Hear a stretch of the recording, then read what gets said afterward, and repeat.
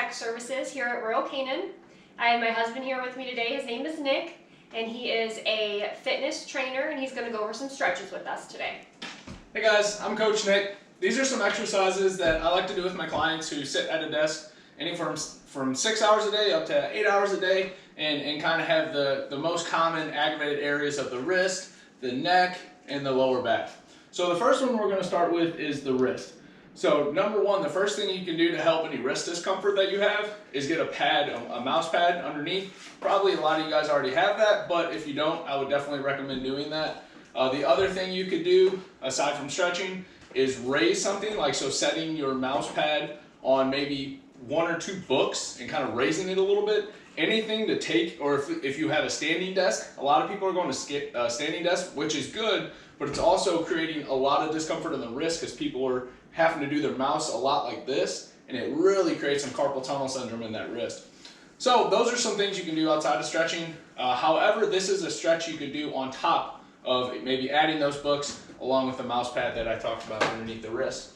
So Jamie's going to take 5 to 10% of her strength and pressure and put it on there for maybe 5 or 10 seconds. And then she's going to go ahead and just kind of pull off for a second, nothing crazy. She's going to do the other side, the bottom, which you should only put even like 2% because that's a very vulnerable area. And you're almost going to stand there and not put any pressure at all. Just by standing there is enough pressure. It's enough pressure as it is. Go ahead and relax. Do that again, one more time. Just a small, this one you can get a little more pressure in. Again, but if you're having discomfort from this area, you don't want to overstretch it necessarily. So you can do both sides. Even though maybe this is your dominant hand, you still want to do the other one as well.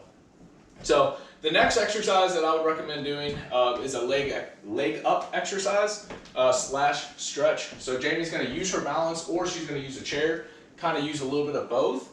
She's going to take her knee and kind of raise it up. So go ahead and do that for about 5 to 10 seconds. Lean your back against the wall. Or you can lean your back against the wall as well. Yeah, that's great as well. So this is definitely the most advanced way to do this stretch. She's loosening up underneath her hips, which is what gets tight when you guys sit down a lot and that lower back discomfort. So it's going to help loosen that up. Also, she's creating a little bit of balance, which is going to help out as well.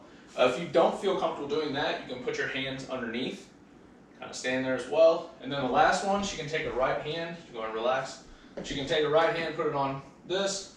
She can take her left hand, take her leg up, boom, and just kind of hang out there for maybe, again, 5 or 10 seconds. This one's a little harder, so maybe 5 seconds would be all that you need. You could do both sides. Around 3 rounds or so would be good throughout the day. The next one I would do would be the calf stretch. So this one you use the wall again for. You're going to put quite a bit of pressure against the wall. You kind of rely on it a little bit. You're going to kick one leg back, and then without too much pressure, you're going to try to take that heel and try to touch the ground while keeping the leg as straight as possible. Again, if you have to have a little slight bend, then that's okay, nothing too crazy. Hang out there for about 5 or 10 seconds, and then she can switch it. All right. And then the other two would be a neck stretch. So Jamie's actually just going to sit back down in the chair a little bit. And this one, definitely a simple one. It's just one that everybody overlooks. She's going to keep her posture. She's not going to use the chair completely. And she's going to look up at the sky for 10 reps. She's going to look back, and then she's going to look straight forward. It's really important that you keep that flat back, and you're not trying to overdo it. Your range of motion might not be that much. If you can only go halfway, go ahead and tilt your hand right there and back down. That may be all you can do, and that's fine. But that's still, if you're one of those people that has to look at a desk constantly and you're kind of poking your head, maybe have bad eyes, this is super important for you guys to do. And you have to do this throughout the day. Every 90 minutes, every 2 hours, you need to do 5 to 10 reps. All right? And then the last one, which is probably the most advanced one, everybody might not be able to do this one, simply put. This one's definitely for the hips and to open up any tightness in that hip area that you can possibly think of. So standing upright like that is going to help, and then if she leans her chest forward, doesn't round her back, that's going to create even more tension in those hips. I would say this one's probably my favorite. If you can do this one multiple times throughout the day, that's really going to help you. Make you feel good once you get off that shift and you have to move around a little bit. It's going to make you feel a lot better.